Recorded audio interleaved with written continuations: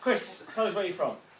I'm from a long time ago, because I come from the National Museum of Computing that's based on Bletchley Park. So looking around at all this technology, anything that's less than 30 years old, I have real difficulty with, but I'll do my best. I started as a volunteer at the National Museum of Computing. We're based at Bletchley Park. I went along to help because my background is teaching and IT, and I liked it so much they ended up giving me a job and said, get kids into the museum. So without trying, we set a target of about 2,000 kids this year, and we've had over 3,000, so it's been really successful. I admit most of those are secondary or college and a few universities.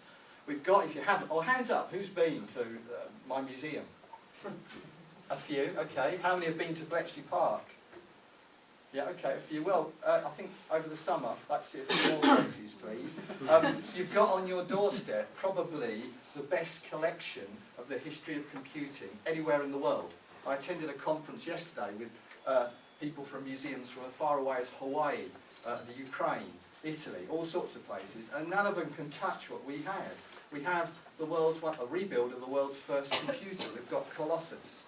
We've just had put into the Guinness Book of Records the computer called the Witch, which is the world's oldest now working electronic computer. And we've got them all the way through to the Raspberry Pi. So lots to see, lots of interest to kids. But I get a lot of families come in on a Saturday with children, and they play on my cluster of 15 Acorn BBC computers. 30 years old. Absolutely, I was sceptical, but they like it, they enjoy it.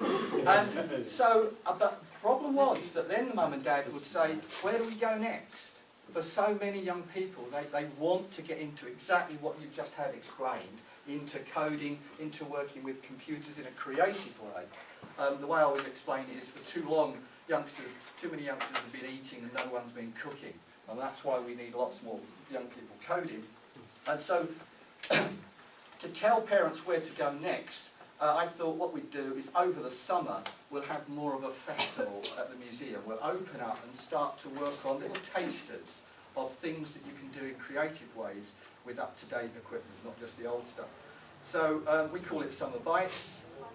This year's going to be an experiment. We'll have themed weekends, we'll have workshops, we'll have some things free, some things ticketed, some things sponsored.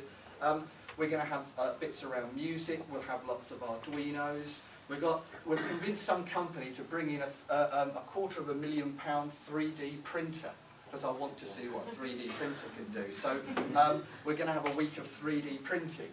We've got a group of youngsters that are going to get engaged in something called Young Rewired State. Anyone heard of Young Rewired State? Okay, a couple of people. It's basically groups of kids all over the country that hack government data. Perfectly legally, they do it, and then all come together at the end of the week in Birmingham, where they stay up all night and code, and then present all their work to the great and the good on the following day. So we're going to have all sorts of activities. We'll have a games week. We're going to do some Minecraft and that type of thing. So the idea is to really try to give young people lots of tasters of how they can be creative with computers. We don't want to do it ourselves completely because we haven't got the resources, and most of the volunteers, as I say, can't handle anything that's new.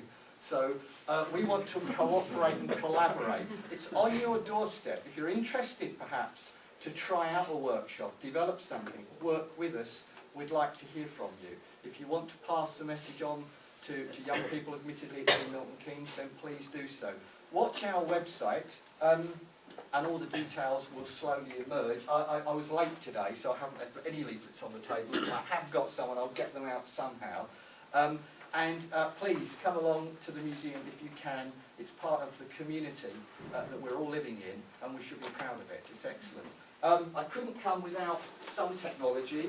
I haven't got very much in the way of technology that's very new, but I wondered if there's any people out there interested in history. These two valves are two from the 2,500 that are in the Colossus Mark II computer, and I don't want them anymore. Anyone want one for history?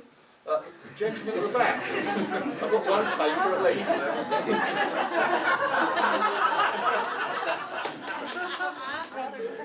Well, you choose, sir. Which would you like? Oh, red's good. Red's good. Okay. Anyone else? Yep, there you go then. Thank you. Right, two Colossus. Right, what else? I'm not running out of time yet. You've got 30 seconds. No, I don't really want to know your museum, so you take it. Paper tape from Colossus. Paper tape from Elliot. Really important British computer manufacturer. Talk to the kids about codes. The codes used on this are no different to the codes running in your smartphone now. A is still 65. So, anyone wants any of this stuff, see me afterwards. I've got some punch cards and other bits and pieces if you're interested. Please come and see the museum. Look forward to meeting you. Thank you.